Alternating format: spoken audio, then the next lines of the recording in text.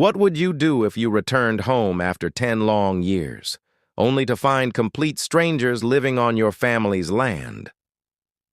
In the rugged American West of the 1890s, one feared gunman rides back to the ranch he never stopped calling home.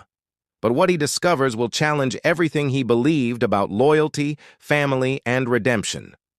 Stay with us until the very end, because this emotional Old West story has a powerful twist you won't see coming. Now grab your saddle, settle in, and let's get started. The cold wind rolled across the Montana plains as a lone rider emerged from the morning mist. It was the autumn of 1893, and the man sitting tall in the saddle had not seen this valley in 10 long years. His name was Cole Harrow, though most folks across the Western Territories remembered him by another name: the Black Ridge Gunman. Stories about his lightning-fast draw had traveled from Wyoming to Texas, but few people knew the truth behind his disappearance. Some claimed he had been killed during a bloody range war. Others believed he had fled to Mexico with stolen gold. Cole had never bothered correcting the rumors. Sometimes a dead legend was safer than a living man. The horse beneath him moved slowly as familiar landmarks appeared one after another.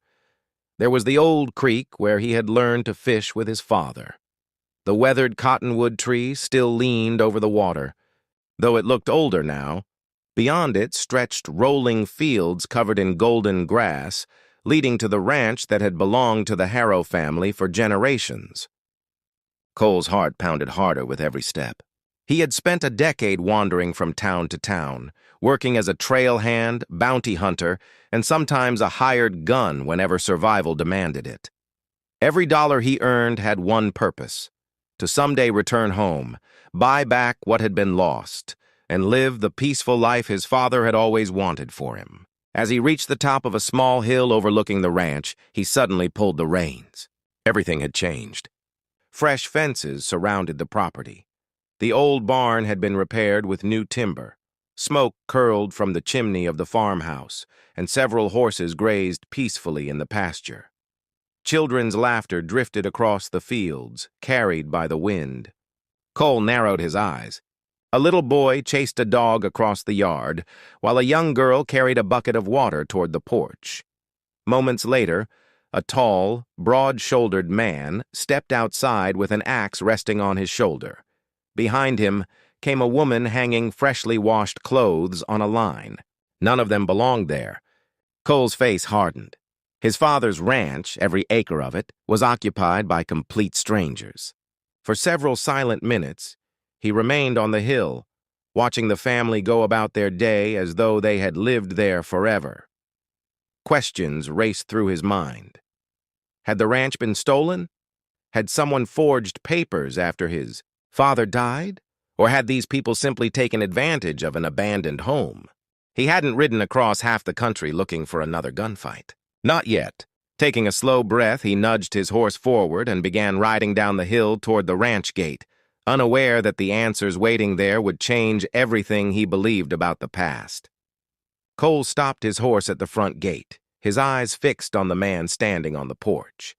The stranger noticed the rider and quietly picked up a rifle, though he kept the barrel pointed toward the ground. For a long moment, neither man spoke. Only the sound of the wind moving through the cottonwoods filled the silence. Finally, Cole removed his hat. "My name is Cole Harrow," he said. "This ranch belonged to my father." The man's expression changed instantly.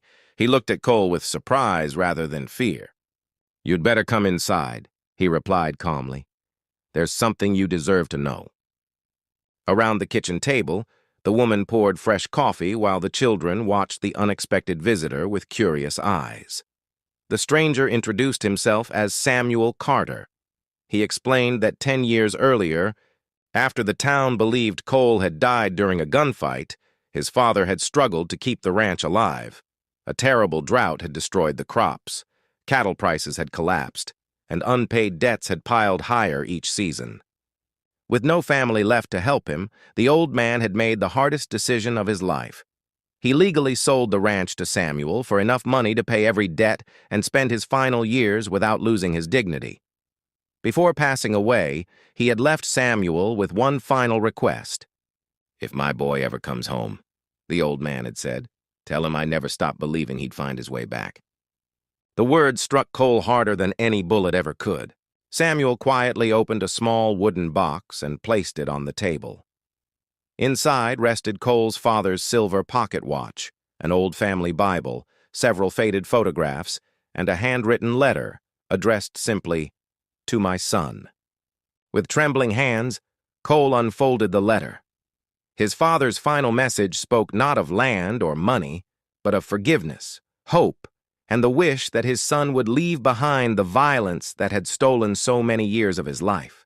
Tears filled Cole's eyes as he stepped outside into the cool evening air. Looking across the fields, he realized the ranch had not been stolen.